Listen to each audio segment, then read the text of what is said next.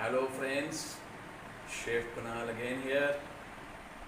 Today I have decided to show you some basic ingredients which you get confused sometimes. But before that, today is Mother's Day, so I want to tell you three things. I know you all love your mothers, I too. I want to tell you three things. Number one, never take your mother for granted.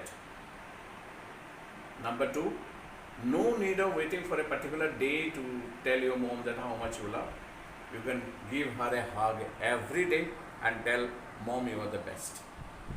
And the third one, which is little bit difficult for you, maybe your mother was once upon a time, she was a beautiful lady, young lady.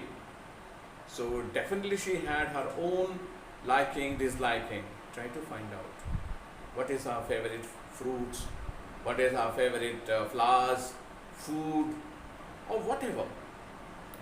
And you give her whenever it is possible. But most of us, maybe we don't know. So you can find it out. Today, I will tell you about the structure of egg. And then I show you also. This is the structure of egg. This is freshly laid, few days old, and approximately 10 to 12 days old. Now what are those? These are the top view of if I have broken an egg and kept in a plate. This is the top view. Number one, egg yolk. Number two is thick egg white. Number three is thin egg white. So what are the three basic structures of egg? Egg yolk, egg white, thick, and outside is egg white thin. Now what happened if you see this picture? With time, the amount of egg white which is thick, it is reducing, and the amount of egg white thin, it is increasing, and the egg yolk is becoming flatter. This always happens in case of old egg. That doesn't mean these are stale, these are old egg, and ultimate of that the egg yolk breaks. See, egg yolk is quite firm. This is a thick egg white. Hope you can understand. Amount is quite good. And thin egg white is spreaded here. Though it is not very freshly laid, it is also maybe 2 to 3 days old. Now come to this egg. See, the egg yolk has become so flat and no thick egg white, it is all thin egg white.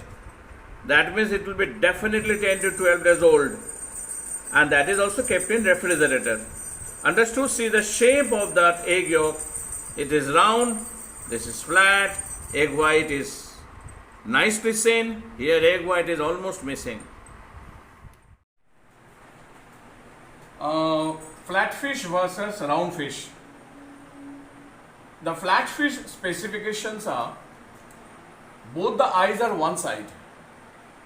Both the eyes are one side, and they usually be at the down of the sea, and round fish usually near the surface of the sea, and their one eye is this side, another eye is that side, and they usually move like this way, this flat fish.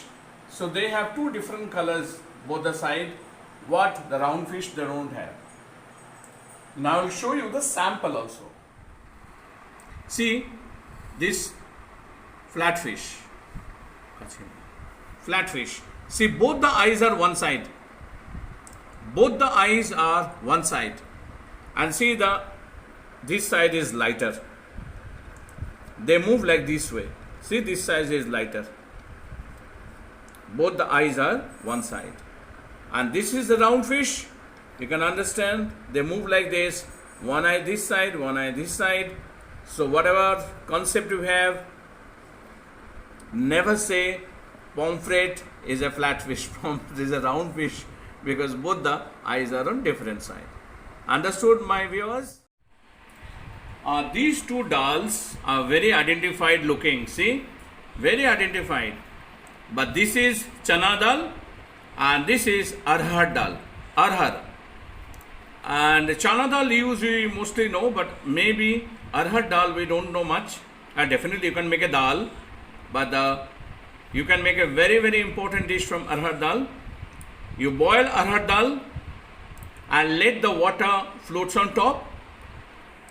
That water is used to make rasam, and the dal which is down, which is mashed, and that is used to make sambar. That means from the same dal we are getting two very popular Indian dish. One is rasam and one is sambar. And grain wise, this is much bigger, this is smaller. So never get confused. What are those? These are cinnamon in English, but actually this is a proper cinnamon. This is called cassia. We tell it also cinnamon by mistake many times. Both are obtained from inner bark of a tree. Inner bark of a tree. Outer bark is removed, then inner bark is collected. This variety is mainly from Malabar hills of India, Sri Lanka, Myanmar, and these varieties are mainly from China.